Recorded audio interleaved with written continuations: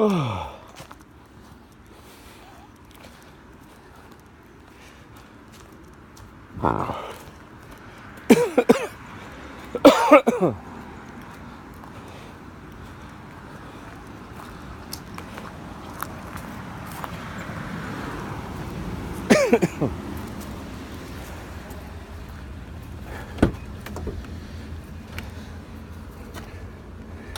Just 1 second. Come on in.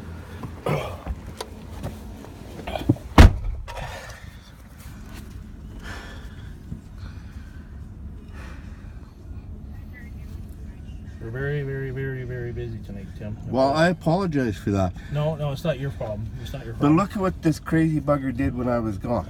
Did you trim trees? Trimming trees is one thing. This was malicious damage because legally you can cut to the property line. Once you cross the property line, you're damaging somebody else's property. That's against the law. I know you guys aren't going to do anything about it. No, that's a civil matter. No, it's not. It's a criminal matter. No, well, okay, whatever. You got to prove intent, but I haven't seen what you're referencing. Well, it's just right over there. So, but I know you guys aren't going to arrest him because was that at his garage? No, he hasn't cut any of the trees at his garage. Right. Nothing's been cut at the garage. Oh, yeah. Nothing. Right. And nothing will be. Plus, throwing the branches on my property, on my fence, and destroying my property is malicious damage. But I know you guys won't do anything because you hate me and you've got it out for me. Yeah. Okay. So what's this? Okay. What is this? That is from the 23rd when he was hollering and screaming death threats, and 911 operator got a lot of it on recording. It started out. He was he was doing his usual thing. He'll just make these random blurts on my name, you know, or say you fucking pussy or you cocksucker or whatever, and I just ignore it. But it tells me that he's getting ramped up. He's drinking. So I went in the house. I sent an email to you guys saying, look, Glenn's getting out of hand. He's drinking like a fish. There's going to be trouble. I'm not going to be home for it. I'm going to Swift Current for 2 weeks. What's there? I've got a job there. So anyways, I get back out, and that's when he was standing between his flags there, and he starts hollering at me that he's got 2 people coming to beat me up. Well, actually, give me a fucking good looking is what he said. So, okay, back in the house I go, and I phone you guys. First 911 call. I said, look, he's not supposed to be... 10-4, I'm just 10-7 Tim Lawn residence here in Aspen. Thanks. So 10-10. So I'll be there shortly, Ken. Yeah, 10-4, that's fine. So anyways, I went in the house and like I said, That's why I am still out here. Kent has managed to have a look inside some of the windows here. There's just can't see into the living room here, but no signs of anything. Okay, 10-4, I got the family trying to get a hold of anybody, and also trying to get a hold of Bermier's. Hello? Hey. 10-4. If it were just a little bit darker out, I might be able to see on the couch here. Hello? There's Yeah. curtains covering the windows, so it's hard to see inside. But looks like there's at least a blanket or something on there. Well, is there anything of value in there? I don't know. I mean, that's the question. Then we're stuck dealing with that. If it's like stolen property that's realistic to today and of high value, like chop saws and construction equipment and all that. Right. I mean, we don't know what's stolen in there or not yet because we haven't run serial numbers or done any cross checks or anything like that.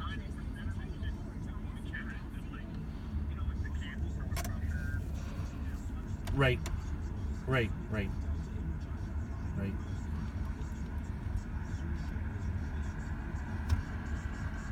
Well, is that a container that they can put on a flat deck? Right. Can we get the relinquishment and then change the lock so it's our access? Apologized. Mm-hmm. Yeah. Well, pending going through all of it and seeing what's stolen, what's not, that's the question, and is it of value? Yeah.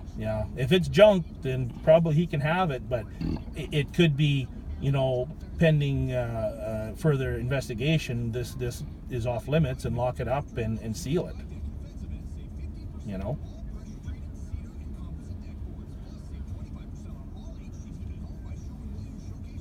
Yeah, and there's really nothing in there of value, right? Okay.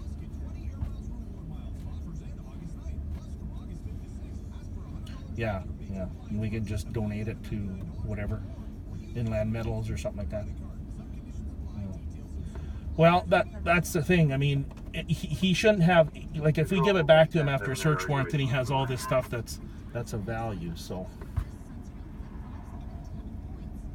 it's and we know it's stolen. So the reality says he would sign it over, and then hey, it's and if he doesn't want to, well, then we're hooped. Yeah. So, but it's how you word it, So, well, it's like, we're going to be looking through this, and okay, fair enough.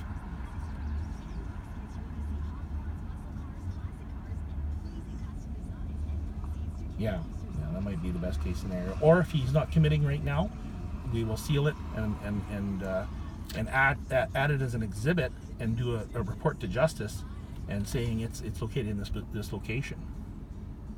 But we would seal it.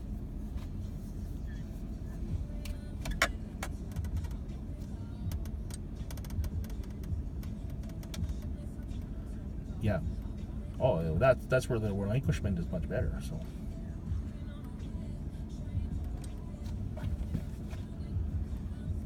Yeah.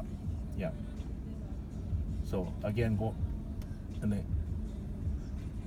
Yeah. I can't believe you said there's no fucking intent. That's going to be on YouTube by tonight.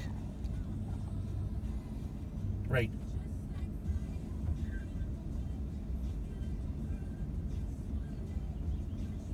Yeah.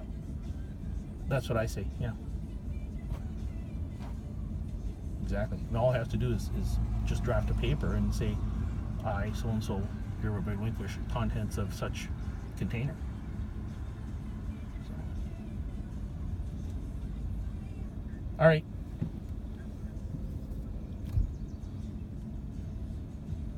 No.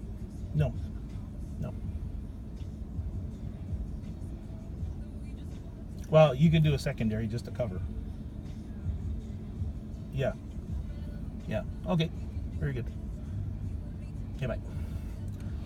I know you're recording this, Tim. It's Oh, I know, but if it was the other way around, right now I'd have. What are you going to put on YouTube? My intent. I haven't even looked at what's going on here. You told me that he had no intent when he cut down the branches on my trees. The intention is to protect his property. I don't. Come and take a look. Well, we're not doing. Show me where my trees are damaging his property. We're not doing that right now. You see, your defense lawyers for the fucking drug dealers. One step at a time. All right. Your defense lawyers for the fucking drug dealers. One step at a time. You think that he's going to give you some information. Nobody tells him fuck all.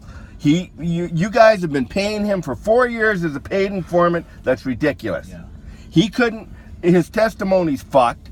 Anybody you ever get him to testify against, I'm going to go to the fucking Crown and the defense and say, look, these are all the times he's lied, and these cops won't prosecute him for it.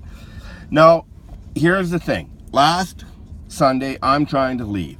He tells me he's got people coming over to beat me up. I can't stay in the house. Lots of times I just hide in the house. I have to go for this job. I have to be there the following day. That's okay. Fine. So I'm loading up my vehicle. He's being a total asshole. He comes over to the fence with these two guys. He starts pushing down on the fence, pointing to this sign. Now, I did put up a few extra cameras because on July 13th, Glenn said that I threatened to kill him. There's cop cars all over the place. Why don't you have audio?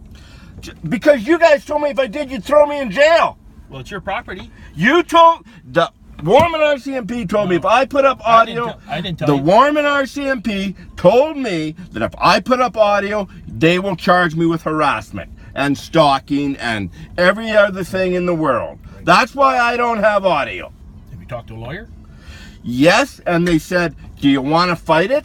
Because technically, they can go by how much you hear. If you all of a sudden hear something inside the house, now you are violating their privacy. That's right. Yeah. There you go. It's a fine line. Exactly. So do I want to fight it? So I said to Rob Air, why don't you guys put up audio video? Mm-hmm. You guys monitor it. Then you know if I'm lying or Glenn's lying, it's not what we hear or what we say. There you got it. Because I know I don't talk to him. I know I don't go over there. I got nothing to be scared of. He won't So go what for happened that. today? Okay. Okay, wait a minute. Maybe we'll get into a statement. Okay, we'll get into the rest of it here. Hang on. So last, I'll start a statement. okay, today or it's gonna have to go from last week because they're both just amalgamated. Just about today. Okay.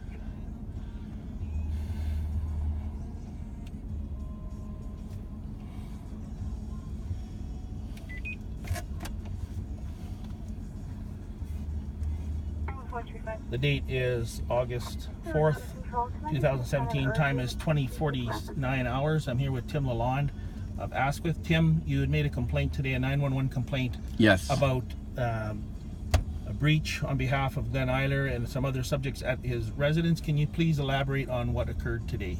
Okay, what occurred today, I arrived home shortly after 2. I saw that there was extensive damage to my trees. Glenn has actually come over to my property or paid somebody to come over to my property and limb the trees excessively, dropping the branches on my fence, damaging my fence. If he was to just limb them off at the property line, I wouldn't have had any problem. But the other problem is they are elm trees and there's a ban on right now. So he can disease my trees by cutting during the ban, and I would have to take out all the trees if that happens, if they get diseased. Anyways, so I looked at that, saw that there's, I'm guessing 25 trees. I'm gonna minimize the value at $4,000 a tree. I'm saying that's $100,000 damage he's done potentially to my property. Plus he just damaged the fence by throwing trees on there, and you can clearly see that. He has an order to have no contact with me or my property, or have anyone else pay them or get them to contact me or my property. He obviously paid or had this tree cutter come onto my property and cut these trees, and there's trees laying in his yard or tree branches, he threw them in my yard, which is not only a violation of his recognizance or conditions or whatever he's on, because he threatened to shoot me back in March, but it's also a violation of the Elm Disease Tree Act or whatever. I sent you guys a copy of it by email. Anyways, so I saw that. I went to Radisson, or close to Radisson, to get my dogs, between Radisson and Borden, to pick up my 4 dogs. I came home, I could see that there was a black truck in the driveway, and I could hear Carl Bishop, because right away they said, oh, the cunt's home. I assume they're meaning me because I didn't see anybody else there, and there was DJ there, David James, Carl Bishop, and of course Glenn Eiler. So I took my cell phone out and started recording before I even got out of the vehicle. So I thought, I don't want anything, oh, Tim said this or Tim said that. I did look at the trees, okay, and then I took my dogs to the very far backyard for 2 reasons. One, I wanted to check over everything in the far backyard, and I also wanted to look for my female dog Jessie, look for her collar, because she lost it here on the 23rd, and I never got a chance to look for it that day because Glenn was acting up. So anyways, we were doing that, and I was at the northwest corner of my property, and I could hear Carl Bishop yell, and I'm sorry, I'm going to swear because this is what he said, how fucking long does it take Scotty to go to the bar and get more beer and come back? And immediately after that, Glenn yells, Tim, how do you like your fucking trees? Immediately after that. So I'm assuming... And you were recording this at the time? No. But you said you would put your phone on as soon as you got to the... Yeah, fence but then line. when I went to the back, I